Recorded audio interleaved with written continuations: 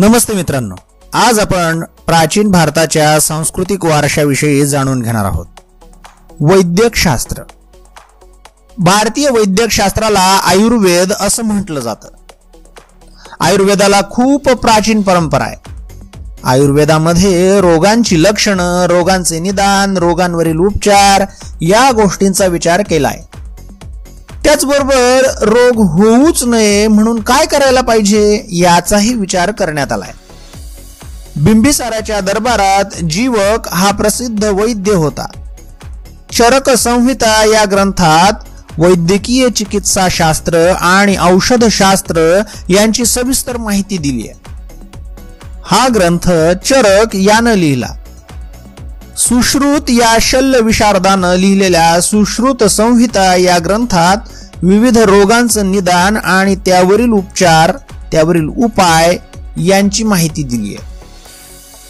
या ग्रंथाचा विशेष म्हणजे त्यामध्ये विविध कारणांनी होणाऱ्या जखमा, अस्थिभंग, त्यांचे प्रकार आणि त्यावरील शस्त्रक्रियांचे प्रकार यांची चर्चा केली आहे.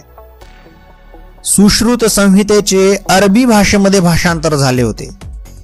त्याचे नाव किताब-ई-सुसूद असे होते. वाग्भट्टानं वैद्यक शास्त्रावर अनेक ग्रंथ लिहिले. त्यातील अष्टांग संग्रह आणि अष्टांग हृदय संहिता हे प्रमुख आहेत. सिद्ध नागार्जुन या बौद्ध भिक्खून लिहिलेल्या रसरत्नाकर या ग्रंथात रसायन आणि धातू या संबंधीची माहिती आहे. आता जाणूया गणित आणि खगोलशास्त्राविषयी. प्राचीन भारतीयांनी गणित आणि खगोलशास्त्र या विषयांचा सखोल अभ्यास केला होता. 1 ते 9 आणि 0 या संख्यांचा वापर भारतीयांनी प्रथम केला. एकम, दहम अशा स्थानानुसार अंकांची किंमत बदलते हे प्राचीन भारतीयांना माहीत होतं. आर्यभट्ट नावाच्या शास्त्रज्ञानं आर्यभटीय हा ग्रंथ लिहिला होता. त्यानं गणिती क्रियांची अनेक सूत्र दिली आहेत. आर्यभट्ट हा खगोलशास्त्रज्ञही होता. पृथ्वी सूर्याभोवती फिरते हे त्यानं सांगितलं. इसवी सनाच्या 6व्या शतकात होऊन गेलेल्या वराह मिहिर यानं पंचसिद्धांतिका नावाचा ग्रंथ लिहिला. त्यात त्यानं भारतीय खगोलशास्त्रीय सिद्धांताबरोबरच ग्रीक, रोमन, इजिप्ती या संस्कृतींमधील खगोलशास्त्रीय सिद्धांताचाही विचार केलाय. इसवी सनाच्या 7व्या शतकात होऊन गेलेल्या ब्रह्मगुप्त या गणितज्ञानं लिहिलेल्या ग्रंथाचं अरबी भाषेत भाषांतर केलं गेलं. कणाद. कणादानं वैशेषिक दर्शन हा ग्रंथ लिहिला. या ग्रंथात अणु परमाणूंचा विचार प्रामुख्याने केलाय. कणादाच्या मते हे विश्व असंख्य वस्तूंनी भरलेलं आहे आणि या वस्तू म्हणजे अणूंनी घेतलेली निरनिराळी स्वरूप होत. ही स्वरूप बदलतात पण अणू मात्र अक्षय राहतात. शिक्षणाची केंद्र. प्राचीन भारतात शिक्षणाची अनेक नाणावलेली केंद्र होती. तिथे शिक्षण घेण्यासाठी परदेशातूनही विद्यार्थी येत असत. तक्षशिला विद्यापीठ. तक्षशिला हे प्राचीन भारतीय व्यापारी मार्गावरील महत्वाचं शहर होतं. सध्या हे स्थान पाकिस्तानात आहे. तिथे सापडलेल्या पुरातत्वीय पुराव्याच्या आधारे ते इसवी सन पूर्व 6व्या शतकात वसवलं गेलं असं दिसतं. गौतम बुद्धांचा समकालीन असलेल्या जीवक नावाचा वैद्य तक्षशिला विद्यापीठात शिकला होता. इसवी सन पूर्व 4थ्या शतकात तक्षशिला विद्यापीठाची कीर्ती सर्वदूर पसरली होती. मौर्य साम्राज्याचा संस्थापक चंद्रगुप्त मौर्य याचं शिक्षण तक्षशिला विद्यापीठात झालं होतं. व्याकरणकार पाणिनी, चरक हा वैद्य हे सुद्धा तक्षशिला विद्यापीठाचेच विद्यार्थी होते. सिकंदराच्या बरोबर आलेल्या ग्रीक इतिहासकारांनीही तक्षशिलेचं वर्णन केलंय. ग्रीसमध्ये कुठेही अशा प्रकारचं विद्यापीठ अस्तित्वात नव्हतं असं त्यांनी लिहून ठेवलंय. चीनी बौद्ध भिक्खू फाहियान इसवी सन 400च्या सुमारास भारतात आला होता. त्यावेळी त्यानं तक्षशिला विद्यापीठाला भेट दिली होती.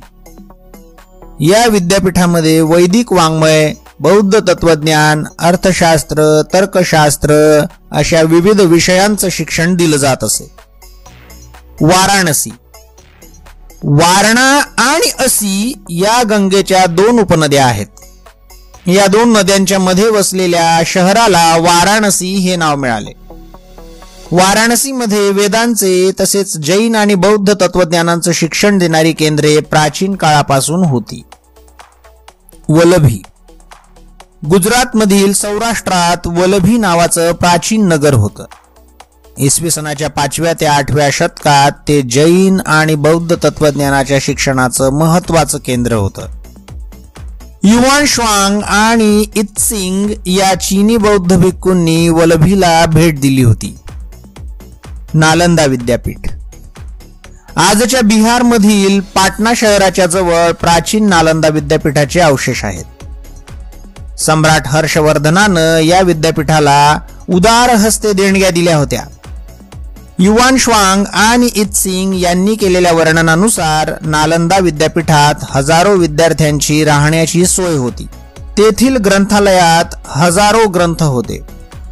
विद्यापीठात प्रवेश मिळवण्यासाठी प्रवेशद्वारापाशी विद्यार्थ्यांना परीक्षा द्यावी लागे. विक्रमशिला विद्यापीठ. विक्रमशिला विद्यापीठ आजच्या बिहारमधील भागलपूरच्या जवळ होतं. धर्मपाल नावाच्या राजानं त्याची स्थापना इसवी सनाच्या 8व्या शतकात केली.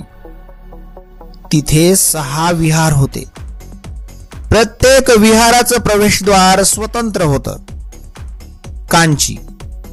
पल्लव राजसत्तेच्या काळात म्हणजेच इसवी सनाच्या 6व्या शतकात आजच्या तमिळनाडूमधील कांची हे शहर महत्वाचं शैक्षणिक केंद्र बनलं होतं. तिथे वैदिक, जैन आणि बौद्ध ग्रंथांचं अध्ययन आणि अध्यापन केलं जाई. स्थापत्य आणि कला. मौर्य आणि गुप्त काळात भारतीय स्थापत्य कलेच्या विकासाचा उत्कर्ष झाला. सम्राट अशोकानं ठिकठिकाणी उभारलेले दगडी स्तंभ ही भारतीय शिल्पकलेची उत्कृष्ट उदाहरणं आहेत. सांची येथील स्तूप आणि उदयगिरी, खंडगिरी, कार्ले, नाशिक, अजिंठा, वेरूळ इत्यादी ठिकाणच्या लेण्यांमधून तीच परंपरा अधिकाधिक विकसित होत गेली. गुप्त काळात भारतीय मूर्तिकलेचा विकास झाला. दक्षिण भारतात चालुक्य आणि पल्लव राजसत्तेच्या काळात मंदिर स्थापत्याचा विकास झाला. महाबलीपुरमची मंदिरे त्याची साक्ष देतात. पल्लव राजसत्तेच्या काळात देवदेवतांच्या कांस्य मूर्ती बनवण्यास सुरुवात झाली होती. दिल्लीजवळ मेहरौली या ठिकाणी असलेल्या गुप्तकालीन लोहस्तंभाच्या आधारे प्राचीन भारतीयांचं धातुशास्त्राचं ज्ञान किती प्रगत होतं हे समजतं. प्राचीन भारतीय संस्कृती अत्यंत समृद्ध आणि प्रगत होती हे या व्हिडिओच्या माध्यमातून आपण समजून घेतलं. धन्यवाद.